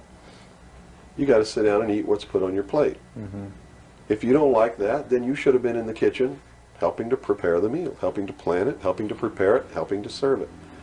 If you want to sit on your butt in the living room while somebody else prepares the meal for you and decides what it's going to be and puts it on the table, It's too late to say that's not what you wanted to eat. It's too late to say it's not cooked the way you wanted it to cook. Well, that's very simple to understand. And That's right. You got to eat it because you have to eat to live. And I think that anybody can understand the meaning behind that little story. Okay, let's take a step back to the Kennedy thing now. So This is all about the Kennedy. well, yeah, it is. But just specifically about, once again, I want to bring up the film as well. Another thing that came to my mind when I viewed it is that the two Secret Service men, the driver and the person sitting next to him in the front, regardless of what they claim happened, obviously did not operate in a way that you were trained as a Secret Serviceman to protect the president. Shouldn't they have just driven that car right out of there, and the other guy should have done something to protect or look for who's shooting? You know, it just didn't seem to make any sense. How would the Warren Commission not? They didn't see the film, so I guess They didn't see the film by design, because if they saw the film, they'd have to be responsible for the decision that they made that Lee Harvey Oswald was a lone assassin. Okay. So I think they didn't see the film on purpose because they didn't want to have to be responsible for saying, Making hey, that look, decision. the driver did it, you know. They didn't want to make that decision. And in a letter that Lyndon Johnson wrote to the Warren Commission, he specifically said in the letter, you must quickly identify Lee Harvey Oswald as acting alone with no conspiracy so that America can get back to business. Was Lyndon Johnson acting on behalf of the secret society, or was he concerned of course. with... He had to know all about it and approve of it because he was going to be the new president. And the new president would be in charge of the investigation. How high up a government official do you have to be before you're briefed of this, you know, the total of all the things that are going on, the reality behind them? Well, you have to understand that nobody exists on a high level in government who's opposed to the New World Order. Nobody. Our government has literally been infiltrated, and there's a cancer within our government destroying it, eating it, nibbling away at it, hacking off its limbs. And you said this started in 1945? 1945 was when the overt destruction began to occur, when Truman signed the UN Participation Act and the United Nations Treaty. It actually began long before that, when these secret societies began to infiltrate the government and appoint their members to important posts. Infiltration is easy. If one gets in, he can then appoint and hire others to replace people who are not members below him. So now we've had over 50, almost 50 years of this going on. At least. I believe that it started back probably 1913, 1917, when the Federal Reserve Act was passed, when the Council on Foreign Relations became a reality in this country. And you can, by diligent research and study, you can see when it happened, where it happened, who did it, and how it was done. It's imperative. When they say there's no conspiracy, I mean, we talk about a conspiracy. It started out as a conspiracy. But when they say today there's no conspiracy, that's not a lie. It's the truth. They're doing it right out in the open, right under our noses, and we're too stupid to know it, to see it. So it's not a conspiracy now today at all. It's right out in the open. They even published their plans. I mean, here Carter appointed Zbigniew Brzezinski as the National Security Advisor, who just wrote a book before he was appointed declaring himself a Marxist. I mean, you read that book, this man believes in Marxism. This man is a socialist. Not only a socialist, he's an international socialist. He's a globalist. His goal, stated in his book, is to destroy the sovereignty of nations and bring about a one-world Marxist government. Now, the Carter administration was one extreme, and then we came into the Reagan administration, yet nothing changed. Nothing changed. What you're saying is that no matter what the political leanings, they seem to be playing the same game. As long as you're playing their game, it doesn't matter who you vote for, who you put in office. They all belong to the other side. They're in the pockets of the Illuminati. When you quit electing professional politicians, when you quit electing the guy who looks nice on television because he speaks good and he looks like the guy you wanted to marry or something like that, you're playing right into their hands. You know, they've made it so impossible for another Abraham Lincoln to get elected to the office of president that it's a wonder that we even have a chance at all. We need to send people to Congress and to government who are going to clean house. Kick all the members of secret societies out of the bureaucracy. Lock them up. Try them for treason. Because they are traitors. So one thing that may help is term limitations. We must have term limitations, and it must be only one term. And forget all this nonsense that anybody goes to Washington and don't know what's happening. They don't know what's happening simply because they haven't taken the time as citizens to understand how our government works before they ever go to Washington. You see, it should be a process that starts in infancy. It works its way up.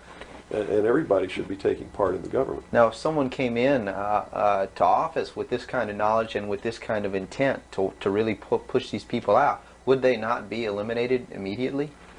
Not if they have the people behind them, because what the people would do in one fell swoop, in one election, would elect people who've never served in government before, kick the incumbents out, send citizens to Washington. And here's the way it has to be done. You know, right now, you don't even pay your congressman. You know who pays your congressman? The federal democracy of the District of Columbia. The federal government pays your congressman, who's supposed to be representing your state and you. The federal government is a foreign country to your state. Why should he represent you? Not only that, but he moves to Washington, D.C. He maintains a residence here, but he doesn't live here. And as long as you re-elect him, he continues to live in Washington, D.C. forever if you keep re-electing him. So they lose all touch with what's back here. They're paid by a foreign government, the federal government. They're not paid by the sovereign state of Georgia or by you.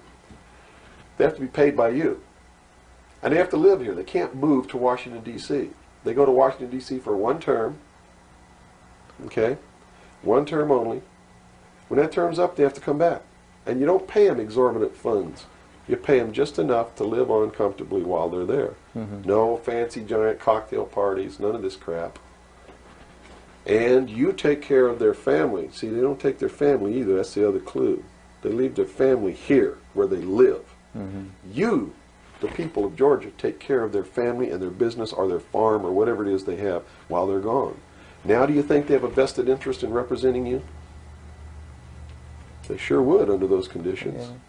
But under the conditions they go under now, they have no interest whatsoever in taking care of you.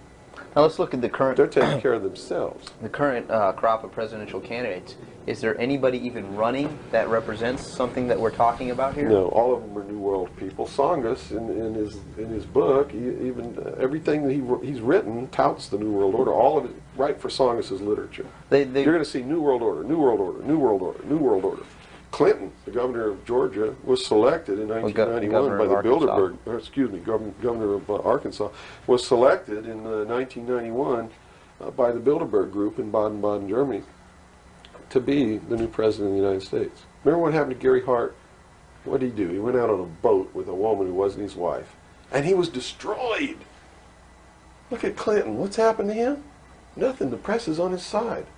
They're helping the guy. You know why? Because he was chosen by the people who own the press to be the next president of the United States. Now, I don't know if he will be or not. That's up to the American people. But if they get their way, he will be. Bush is one of the most heinous criminals that's ever walked on the face of the earth. Bush is the man who's been a CIA agent since his college days. He's a member of the Skull and Bones, the Russell Trust. He was initiated in a casket with a ribbon tied around his genitalia, which symbolizes that he's a priest in the temple of Isis. A pagan, this guy. This man is a member of the mystery schools. Well, he has the outward appearance of a good Christian, church-going Christian, no? They do whatever they have to be approved by the people, but in secret, they're not at all. This is a man who practices pagan religious rituals, magic. Doesn't matter what you think of all these things. I'm just telling you, this is what he does in secret. He is the man who, when he was chief executive officer, when he was president of the offshore division of Zapata Oil, organized and began the first large-scale drug smuggling operations into this country. George Bush is the one responsible for the drugs on the streets. And the war against drugs is not a war against drugs, it's a war against the Bill of Rights. We've already lost the Fourth Amendment in this war. That's true. And we're going to lose everything else. You watch on, it amazes me, people watch on Saturday night, cops, top cops, tough cops, 911. All of these stories that are glorifying the police state, and they're falling right into the manipulation as they watch police with no search warrant, with no court order, break down people's doors, tear out their walls, rip open their mattresses. All in the name of the war on drugs. Pretty sneaky. It's pretty sneaky, all right. You see them stop people in the streets, and the guy's got $400 in his pocket. They don't press any charges. They didn't even have any reasonable suspicion to stop the person and search him. And what do? They take their money. And they don't give it back. And America's watching this. And the stupid idiots, yes, you stupid idiots, you sit there and watch it, not realizing that when you take away that man's freedom, you've also taken away your own. You see, because they can do the same thing to you. Just because you talk a way that they don't like you talking, or because you wear red shoes and they don't like red shoes, they can do the same thing to you. And under the new law, without a court order, without a search warrant, they can break down your door, they can rip open your mattresses, your couches, your walls, they can trash your house. All in the name of the war on drugs. And let's say they don't like the color of your shoes. All they have to do is drop a little pouch of cocaine in your living room, behind your couch, and find it and say, aha, you're a drug dealer. What happens then? Now they can confiscate your house, all your possessions, all your property, all your bank accounts, all your cars, boats, vacation cottages, whatever you have. And they can auction it off within 24 hours without ever even pressing charges against you. Without a court order, without due process, without just compensation. And there's not a damn thing that you can do about it. Not a damn thing. At least right now. At least right now. And the reason you can't do a damn thing about it is because you're the one who brought it about through your stupidity. You're mentally crippled. You're operating from a position of ignorance, apathy, abdication, irresponsibility. And we're losing our country, our freedoms, everything. Now, these are strong accusations of the American public. What do you hope to accomplish by angering the very audience that you want to watch and listen to you? Go prove me wrong. Go make me the idiot. In so doing, you're going to find out what the truth is, and maybe you'll wake your up. And if you do, maybe we can save our country. Because I don't really care at this point whether you get mad at me or not. My country's disappearing. My freedoms are disappearing. My daughter's going to live as a slave in the New World Order if you people don't wake up and help me. So, if I had a 2x4, literally, I would smack you upside the head with it. I don't care if you get mad at me. It's beyond that state. You know, I'm willing to put my life on the line. Why would I care if you get mad at me? Mm-hmm. You know? People say, well, don't you feel threatened? Don't you feel like your life is in danger? Are you kidding? You're the people who sent your sons and daughters to fight an illegal, immoral, unjustified war in the Middle East? And that didn't bother you a bit that they might have got killed over there? And you're worried that I might get hurt or killed? Right here, really defending my country? Really fighting in defense of the Constitution? Right. You brought up the Persian Gulf War. That's something that's still on a lot of people's minds. Based on what you're saying, what was the reason for that war? They should feel really guilty. They should feel really bad about that. I mean, what about a Saddam Hussein that everyone seems to agree is you know, the evil man here, that we had the right to go in and punish, destroy, or whatever? Well, it's funny that the man who purported to want to destroy Saddam Hussein was the man who really built Saddam Hussein when he was in the Central Intelligence Agency. We have been building up Saddam Hussein's arsenal. His technology comes from us in the Soviet Union. We built him up to create that war.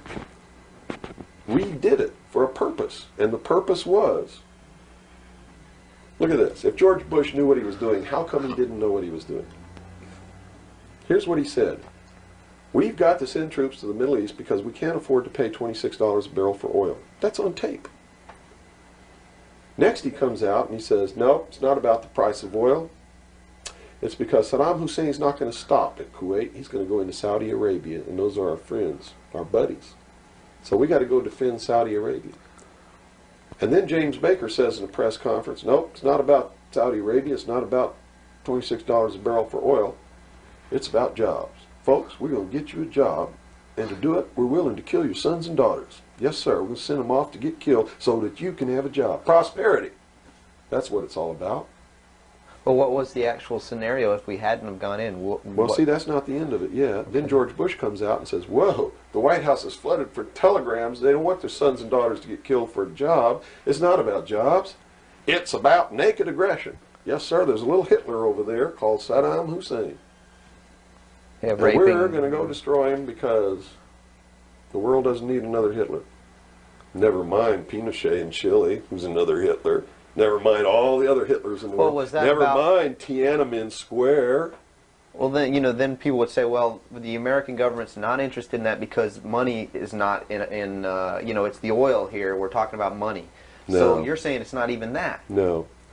They've been planning this war for years. In fact, Arco Press wrote a book about it. The name of the book is Rapid Deployment Forces. It was published in 1985. It names Kuwait as the country. It talks about Operation Bright Star, where they've been practicing the war every year since the early 80s.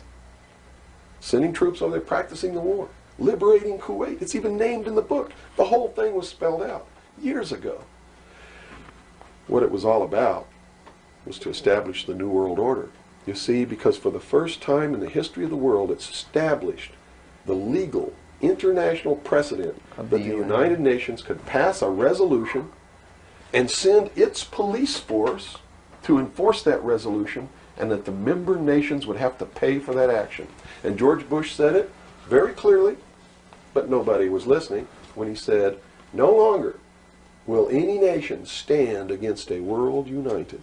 And with that action, he established the legal foundation in international law that the United Nations is now legally and overtly the one world government, and that the United States military forces and the other forces that were sent by other countries were established as the one world police force under the United Nations. Have you seen the new Air Force uniforms yet? Nowhere on them does it say United States or U.S. They are United Nations uniforms. Go look at them. What role in the Middle East again does Israel play in this? Israel was created as the instrument to bring about the Battle of Armageddon and the fulfillment of prophecy.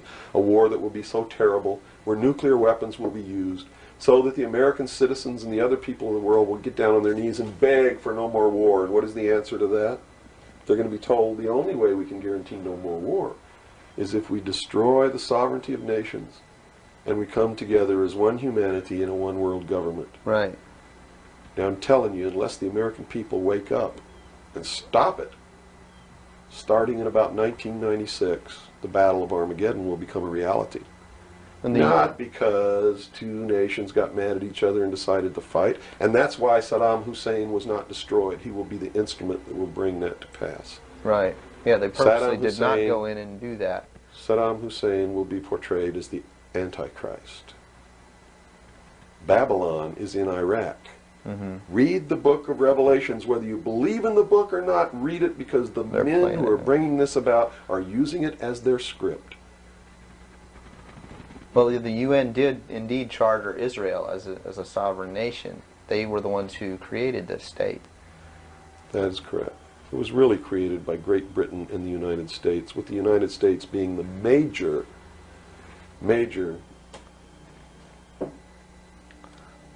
instigant.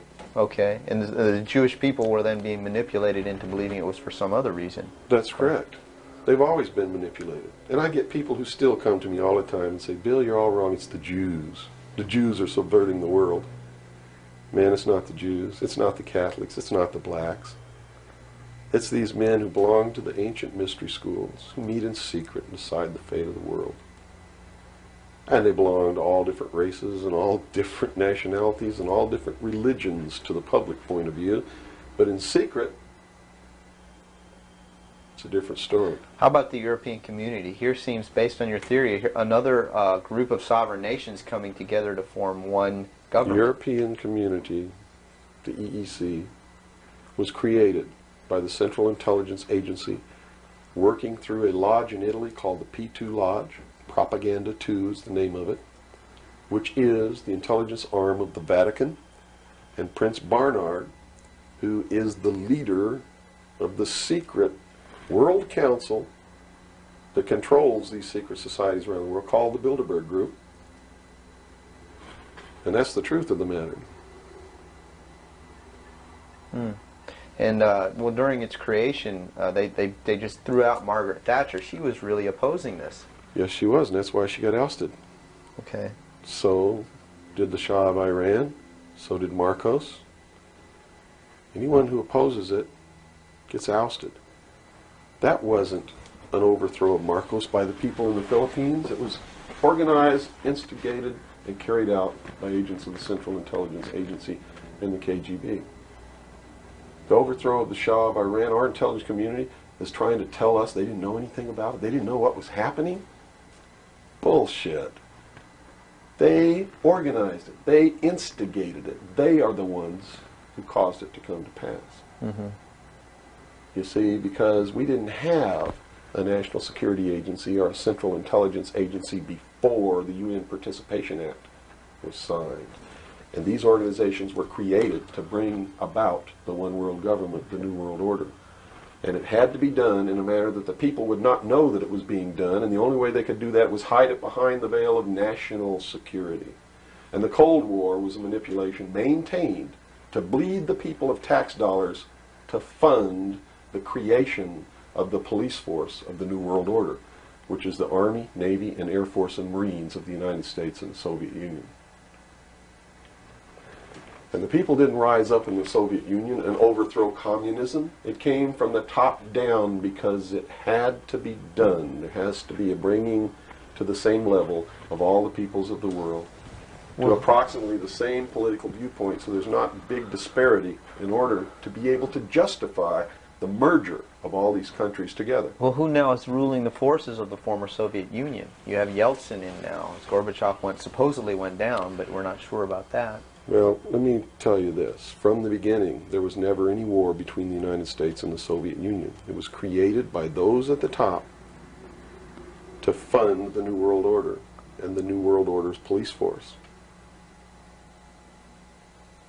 At the highest levels of all countries, they all belong to the same club. And we, the people, sit back and we watch this grand drama which is being played out for our benefit, not theirs. If it wasn't for us, they wouldn't even have to do any of this. But you see, they just can't come out and destroy all of us because they need slaves. They need people to make their shoes and make their cars and mine the ore. They need worker bees, and that's what we are. In the New World Order, we will be the worker bees, the slaves. So the Orwellian view of the vision of the future wasn't too far off based on this scenario. George Orwell was just like me. He was a low-level member of British intelligence who was appointed to a position high enough where he saw the same documents that I saw. And he tried to warn the world just like I'm trying to warn the world, only he wasn't willing to take the risk that I'm willing to take. So he wrote it in a book called 1984 and spelled out exactly what's coming as a warning to the people of the world, as a work of fiction. But you notice that that work of fiction really stirred people up because they knew that it wasn't fiction. In their heart of hearts, everyone who's read that book knows that it's coming. It's a possibility. Most people won't recognize it overtly or publicly, because then, if they recognize it, they have to be responsible to do something about it, and that's what every one of you have been resisting all your life, is being responsible to do something about it, to get involved. That's why you'll walk away from a girl being raped on the street by a gang of thugs rather than go and try to help her. And I'm not talking to all of you. I know there's some of you out there just like me, but most of you are just exactly what I've just described. Most people are no better than animals who do not have intelligence because they don't use their intelligence. And to these men who control things behind the scenes, you are stakes on the table by choice and consent, and will always be ruled and manipulated and enslaved by people who do use their brains. As long as we're debunking some myths, because it's putting pieces of this puzzle together, I think, for a lot of people that may be watching. The hostage situation in Iran that got Carter out of office, is this another orchestration? And if so, how does it fit into the October surprise is no myth. There was a deal made. There was a deal made at the highest levels to keep the hostages until after Reagan was elected. You really believe that it was an accident, that it was a coincidence, that 30 minutes after Ronald Reagan was sworn in, took his oath of office, the hostages were released? Did they want Carter out? Are you really that naive? I can't believe it. Did they want Carter out? Yes, they wanted Carter out. They wanted Carter out. He wouldn't play by the rules? Or what? I don't know why they wanted him out, but they wanted him out. Carter was ineffective. He did not have the support of all the American people. They need people who can manipulate the American people so that they have their support. My message is to you is don't support anybody unless they're doing what we know to be right. Don't believe them. Don't fall for the manipulations. Double check everything they say. And that means you can't rely on the media as it is today either. Oh, of course not. All the media in this country, radio, television, and print, is all owned by 5 corporations. All of these corporations that own the media are owned and controlled, and members of the Council on Foreign Relations sit on their board of directors. Can you name those 5 corporations? Is that... Not off the top of my head. Okay. I could try, but I don't want to take a chance on being inaccurate. But you can trace that yourself. Okay. Remember, if you go down and you trace the ownership of a station or a newspaper, and you get to a corporation, remember that somebody owns that corporation, and it's usually another corporation. But when you trace the interlocking of all these things, when you get to the top, there's 5.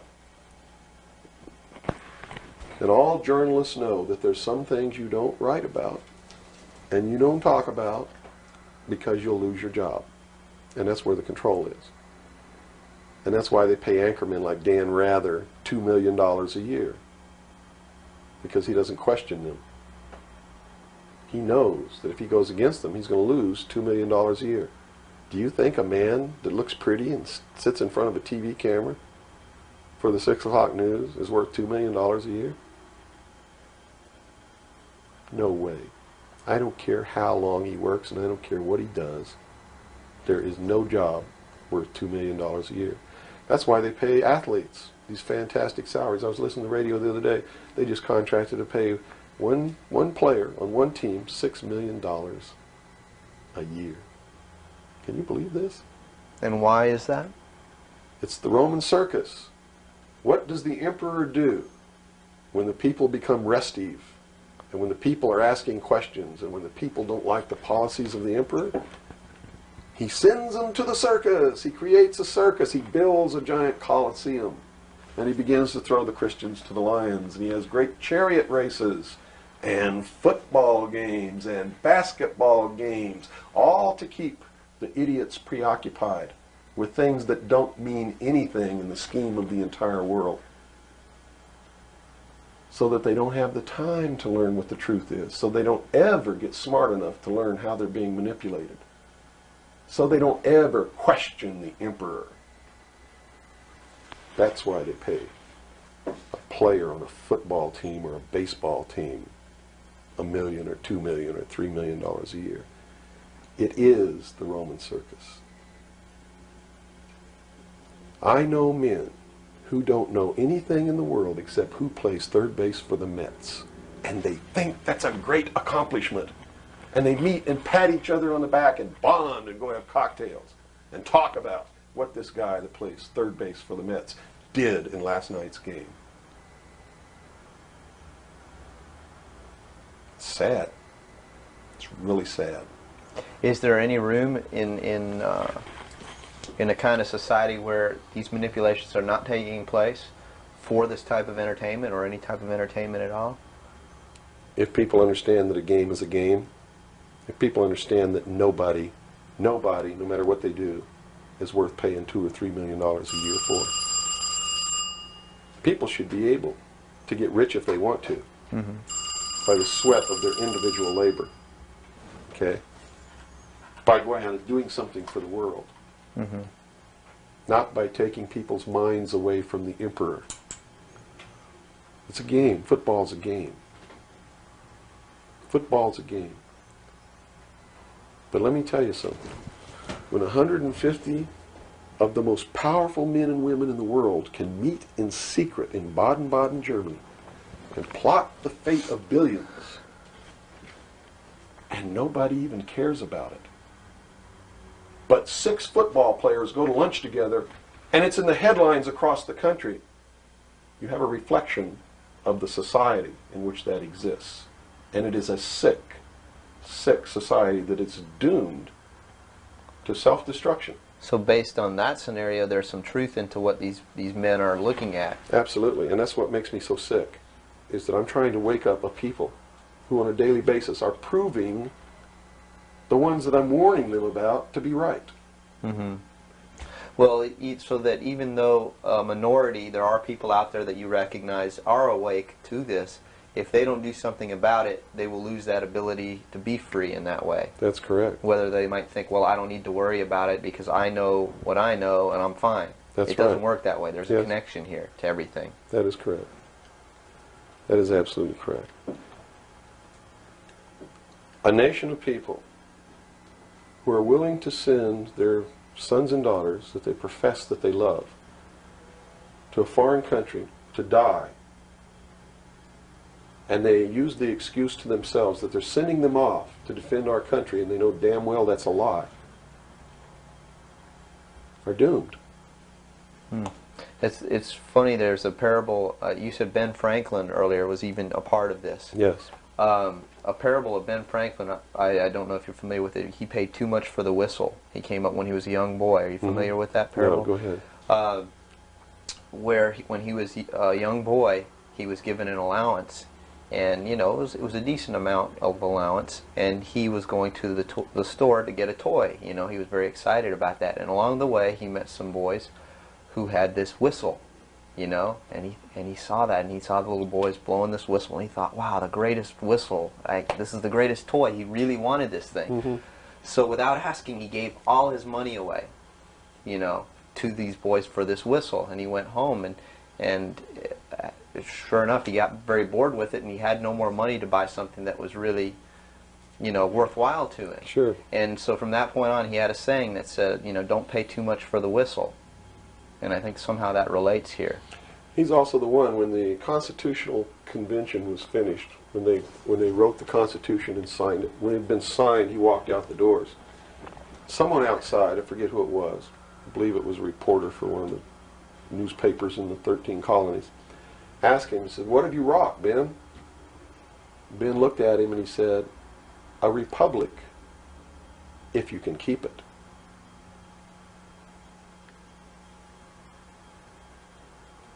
He knew. He did.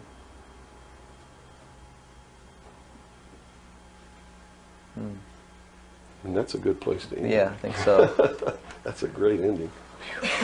Wow. Good job, guys. All right, Bill? Bill. Yo. Fantastic. Good. Thanks, Bill. Where's your towel? Right there. I'm about ready Yeah, to these lights are roasting me. Man. kill. I've already had my son. I'm ready for a bath.